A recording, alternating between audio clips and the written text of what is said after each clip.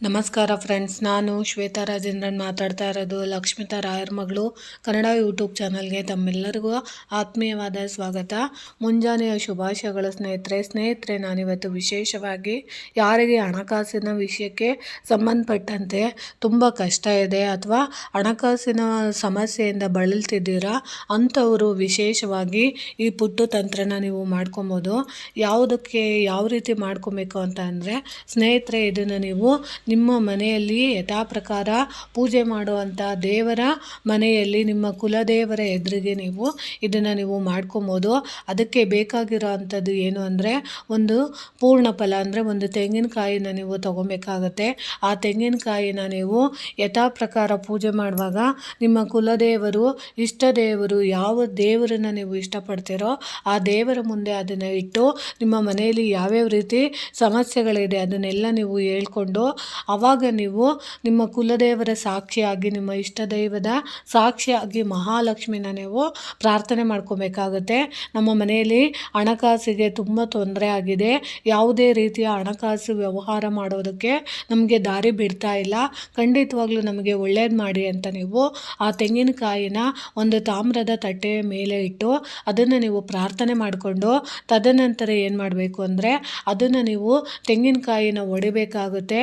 ಒಡೆದ ನಂತರ ಒಂದು ನಿಂಬೆಹಣ್ಣನ್ನು ನೀವು ತೊಗೊಬೇಕಾಗತ್ತೆ. ಆ ನಿಂಬೆಹಣ್ಣಿನ ಮೇಲೆ ನೀವು ನೋಡಿ ಹೇಳ್ತಾ ಇದ್ದೀನಿ ಬೀಜಾಕ್ಷರಿ ಮಂತ್ರನ. ಓಂ ಶ್ರೀಂ ಶ್ರೀಂ ನಮೋ ಭಗವತಿ ಮಹಾಲಕ್ಷ್ಮಿ ಧನಂ ದೇಹಿ ದೇಹಿ ಓಂ ಈ ಮಂತ್ರವನ್ನು ನೀವು ಬರೀಬೇಕಾಗತ್ತೆ. ನೋಡಿ, ಇನ್ನೂ ಒಂದು ಸರಿ ಆ ಮಂತ್ರನ ಹೇಳ್ತಾ ಇದ್ದೀನಿ. ಓಂ ಶ್ರೀಂ ಶ್ರೀಂ ನಮೋ ಭಗವತಿ ಮಹಾಲಕ್ಷ್ಮಿ ಧನಂ ದೇಹಿ ದೇಹಿ ಓಂ ಈ ಮಂತ್ರನ ನೀವು ನಿಂಬೆಹಣ್ಣಿನ ಮೇಲೆ ಬರೀಬೇಕಾಗುತ್ತೆ. ಅದನ್ನು ನೀವು ಬರೆದಾದ ಮೇಲೆ ಆ ನಿಂಬೆಹಣ್ಣನ್ನು ನೀವು ಎರಡೂ ತೆಂಗಿನಕಾಯಿಗಳು ಓಳಿನ ಮಧ್ಯದಲ್ಲಿ ಅಂದರೆ ಒಂದು ಓಳಿನ ಮಧ್ಯದಲ್ಲಿಟ್ಟು ಇನ್ನೊಂದು ಓಳನ್ನು ಮುಚ್ಚಬೇಕಾಗುತ್ತೆ. ಅಂದರೆ ಆ ನಿಂಬೆಹಣ್ಣನ್ನು ಇಟ್ಟಿರ್ತೀರಲ್ಲ ಆ ನಿಂಬೆಹಣ್ಣನ್ನ ಇಟ್ಟು ಆ ಎರಡೂ ತೆಂಗಿನಕಾಯಿ ಓಳುಗಳನ್ನ ಮುಚ್ಚಿ ಅದರ ಮೇಲೆ ನೀವು ವಿಶೇಷವಾಗಿ ಕೆಂಪು ದಾರದಿಂದ ಅದನ್ನು ನೀವು ಸುತ್ತಬೇಕಾಗುತ್ತೆ. ಟೈಟಾಗಿ ಎಷ್ಟು ಸಾಧ್ಯ ಆಗುತ್ತೋ ಅಷ್ಟು ನೀವು ಟೈಟಾಗಿ ಸುತ್ತಿ ಅದನ್ನು ನೀವು ಏನು ಮಾಡಬೇಕು ಅಂದರೆ ಒಂದು ಅರಿಶಿಣದ ಬಟ್ಟೆನ ತಗೊಂಡು ಆ ಬಟ್ಟೆನ ಆ ತೆಂಗಿನಕಾಯಿ ಮೇಲೆ ನೀವು ಕಟ್ಟಬೇಕಾಗುತ್ತೆ. ಅಂದರೆ ತೆಂಗಿನಕಾಯಿಂದ ನೀವು ಅದನ್ನು ಮುಚ್ಚಿ ಅದಾದಮೇಲೆ ನೀವು ಏನು ಮಾಡಬೇಕು ಅಂದರೆ ಮನೆಯ ಬಾಗಿಲ ಮೇಲೆ ನೀವು ಕಟ್ಟಿ ಇಡಬೇಕು.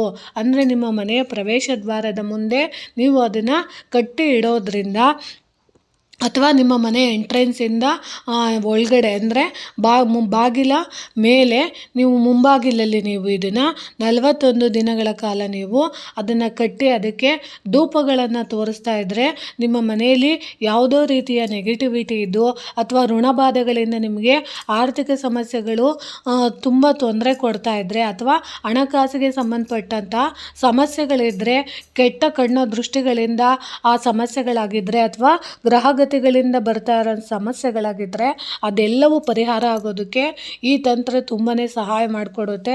ಇಲ್ಲಿ ನೀವು ಜಾಸ್ತಿ ದುಡ್ಡು ಏನು ಖರ್ಚು ಮಾಡಬೇಕಾಗಿಲ್ಲ. ಒಂದು ತೆಂಗಿನಕಾಯಿ, ಒಂದು ನಿಂಬೆಹಣ್ಣಿಂದ ನೀವು ಮಾಡ್ಕೊಳ್ಬೇಕಾದಂತಹ ಸಣ್ಣ ಪುಟ್ಟ ತಂತ್ರಗಳು.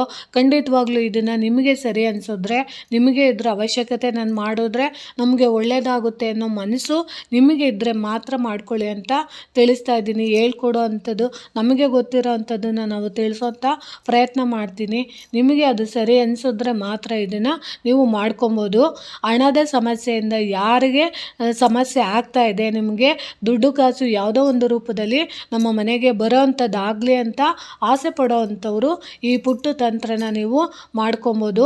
ನೀವು ಯಾವತ್ತಾದರೂ ಪ್ರಾರಂಭ ಮಾಡಬೇಕು ಅಂದರೆ ಮಂಗಳವಾರ ಪ್ರಾರಂಭ ಮಾಡಿ, ಇಲ್ಲ ಶುಕ್ರವಾರ ಮಾಡಿ, ಹುಣ್ಣಿಮೆ ಮೊದಲ ದಿನ ಪ್ರಾರಂಭ ಮಾಡಿ, ಇಲ್ಲ ಅಮಾವಾಸ್ಯೆ ಮೊದಲ ದಿನ ನೀವು ಪ್ರಾರಂಭ ಮಾಡಿ ಅದು 41 ದಿನಗಳು ಕಂಟಿನ್ಯೂಸ್ ಆಗಿ ಹೋಗೋ ಥರ ನೀವು ಆ ಟೈಮ್ನ ಸೆಟ್ ಮಾಡಿಕೊಂಡು ಅಥವಾ ಆ ದಿನನ ಸೆಟ್ ಮಾಡಿಕೊಂಡು ನೀವು ಇದನ್ನು ಮಾಡೋದ್ರಿಂದ ತುಂಬಾ ಒಳ್ಳೆಯದಾಗುತ್ತೆ ಅಂತ ತಿಳಿಸಿದ್ದೀನಿ. ನನಗೆ ಗೊತ್ತಿರೋ ರೀತಿ ತಿಳಿಸ್ಕೊಟ್ಟಿದ್ದೀನಿ. ಈ ಮಾಹಿತಿ ಇಷ್ಟ ಆಗಿದೆ ಅನ್ಕೊತೀನಿ.